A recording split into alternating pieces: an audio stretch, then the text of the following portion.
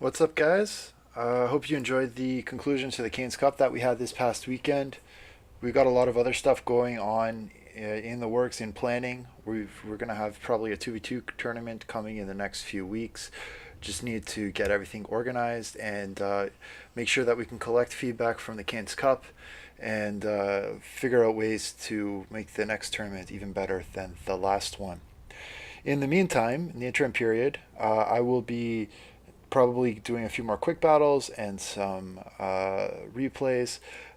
So here's a match between myself and ARBO. I'm playing the Dark Elves. ARBO is playing the Beastmen. This is a ladder battle. And it's a cool match because it was very back and forth affair. So in the back, I have 2 units of Dark Riders with repeater crossbows. And what I wanted to do is be able to harass exactly this type of play. Cygor in the middle with a lot of things screening it out. I've seen this from a lot of Beastmen players, and it was annoying me to have to deal with this artillery, so I wanted to have an answer to that. Unfortunately, my opponent deployed some Centaurs in his back line, along with the Centaurs with throwing axes, and he had 2 units of these Chaos Warhounds. So he had the speed to catch my Dark Riders with repeater crossbows in that rear vanguard position, which was very unfortunate for me. I thought, Beastmen players, I mean, because they have the ability to vanguard themselves with a lot of units, I was expecting that maybe he would vanguard his Centaurs or Centaurs with throwing axes in my rear and, try and harass my back line. But he didn't do that, so I lost 600 gold right off the bat. That was really hurting, and you can look at the balance bar. It's quite decisively in my opponent's favor right off of that start. I did bring 3 units of Shades in my army because I wanted an answer to the Centaurs with throwing axes. I find the Dark Shards, they just don't have the range or the maneuverability to really respond quickly enough to these Centaurs with throwing axes. And the range of these is 70. Maybe if I took some Dark Corsairs, that could have worked too. Didn't try it. What I did bring was the Dreadlord and the Raven Heralds, and I wanted to snipe out the Beast Lord. You'll notice that this Beast Lord is on a chariot, and I've seen a lot of players on ladder. They'll bring that one artillery piece, and then they'll try and disrupt with other chariot play and things like that. So I wanted an answer to that. Unfortunately, I didn't notice the Manticore got summoned, and it went into my Raven Heralds and did a lot of damage to them. They broke off and fled. I was busy with the frontline engagements. They were faster than the Manticore, though, and the Manticore is on a time limit, so I expected that at some point, if I was lucky, they would come back. Meanwhile, my Dreadlord was free to continue to shoot the Beast Lord and the Brave Shaman because the Centaurs with throwing axes had been pulled sort of into this middle area. So this is why I wanted the Shades. I wanted something that would be able to deal with these Centaurs with throwing axes, and you see here, a couple of volleys from these Shades is absolutely deleting this unit of Centaurs with throwing axes, so I was very, very happy with that. If I could take the Centaurs with throwing axes out of the picture, that would open up a lot of opportunities for my Dreadlord with the sword and crossbow, who is being harassed by the second unit of Centaurs at the moment. But my opponent, I think, was busy using his chariot play. Fortunately, I did bring with me a unit of Witch Elves. They were able to make these guys go berserk, but unfortunately, the Witch Elves also took a lot of damage in the process. They broke off, so that was not a long-term thing. But I noticed the low leadership of the Bestigor herd, so I figured diving in with my dragon and terror routing them wouldn't be a bad decision, and it would put me right next to that Beast Lord, which I wanted to eat again with my dragon, and potentially also the Brave Shaman of Beast. So that was a fortunate situation for me. In the back, the Cygor with the Ungor herd is continuing to chuck rocks at me. It is hitting in on the Shades now that the unit of Harganath Executioners has been deleted both by Bestigor herd and probably also from some missile play. So yeah, now there was an interesting shift in the battle here, I think, where I was starting to, as the Cygor's ammunition went down, it started to be me who had more shooting than my opponent. So it was actually me who had to transition over to the defensive side.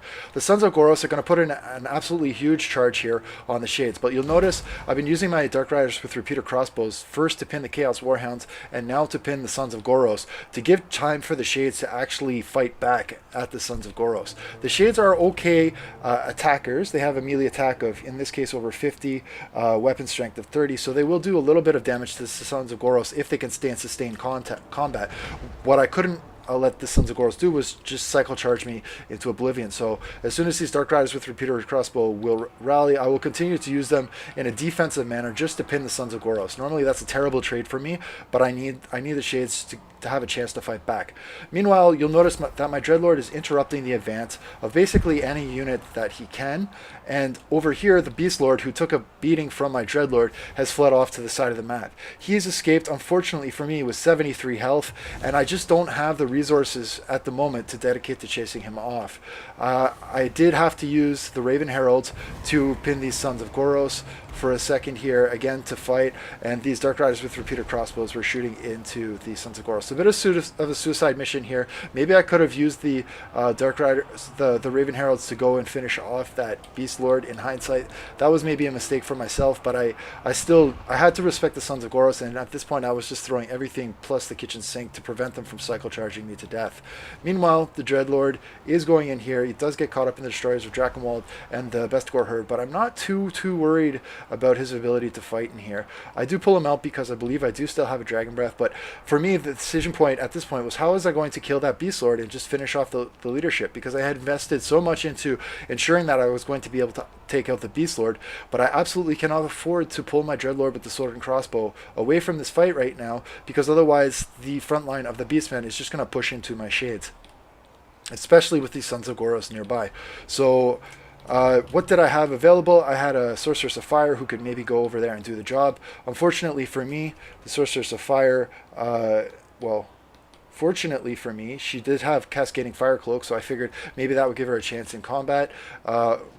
Meanwhile, with the rest of my forces, I'm going to try and fall back and establish that concave firing arc with the Dreadlord anchoring the mid position, and then essentially everything else shooting in to wherever the Dreadlord is fighting.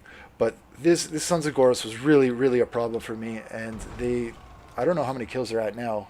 Yeah, 126. So I'm just chasing them with Dread Spears, and at this point it's pretty weak, but it's the best I can do.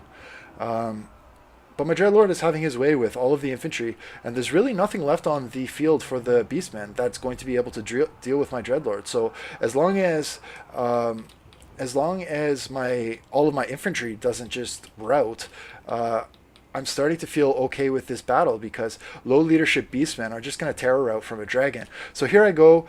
I send my Sorceress over there to fight the Beast Lord. The Beast Lord, who was sitting at 76 health, I think went down to 73 health or something like that. Unfortunately, the Sorceress could not get the job done. I think my opponent was paying attention and got the charge in on me with the Beast Lord and with Horn of the First Beast and so on. He just put my Sorceress in the dumpster despite Cascading Fire Cloak, which was kind of an unfortunate loss for me. I thought it was a gamble worth taking. I think maybe if I was a little bit better with making sure that I charged him rather than the other way around, it could have worked. But I was really taxed on my micro over here to try and deal with the Sons of Goros. Fortunately for me, the Cygor is almost out of ammo at this point in the game. He's only got 2 more deadly boulders left. And the Sons of Goros are chasing off my last unit of Dark Riders with repeated crossbows. They do have a little bit of ammunition, and they were the only thing that I really had that could snare the Sons of Goros. But unfortunately, even though I try and path them away, they do just rout from fear, I guess, at this point. Their morale was so low. I think I'm going to maybe get a couple shots from the Shades into the Sons of Goros here while my Dreadlord is pinning the Ungor herd. But yeah, it's really looking pretty dicey for me. I mean, infantry is all but one. Battle is all but one except for the Shades, and if I can't tap out the Beast Lord, I don't think I will be able to terror rout all of the infantry. So definitely feeling the pressure at this point. I'm going to fast forward just a little bit here so that you can just see how this game wraps up. But in comes some shots here. Dreadlord, he is going to get a charge on the Sons of Goros. They get terrified, fortunately for me. The Chaos Warhounds don't want to fight a big bad dragon. I don't blame them. It is a big bad dragon. And then, so here it is, that concave firing arc with the Sons of Goros gone, with the Chaos Warhounds gone. Finally, I can start to use my Dreadlord to anchor that in and just terror out anything comes by. Look, he doesn't even have to fight these low leadership Ungors and Bestigors and all of that, because they've already taken so much damage. Shades are able to shoot in at the Bestigor herd, and looks like the Beast Lord has had enough at this point. Bounce bar still in the favor of my opponents, but at this point I know that I can just use my Shades to essentially shoot down the Cygor that's the reason why I brought the Shades, is specifically to deal with units like this. I drop a big breath on the Bestigor herds, one more charge and they're done. Destroys the Drakenwell Forest. I mean, they're still spear units and Ungors after all, even though they are regiments of renown, so they don't want too much of that. And yeah, I'm going to be able to finish off the Cygor. So very stressful battle, very fun battle, and I think this battle showcased the potential value of Shades in a matchup against Beastmen. As long as you can protect them, and that's not an easy thing to do, they do pay dividends late in the game if you can take the mobility of your opponent off the field.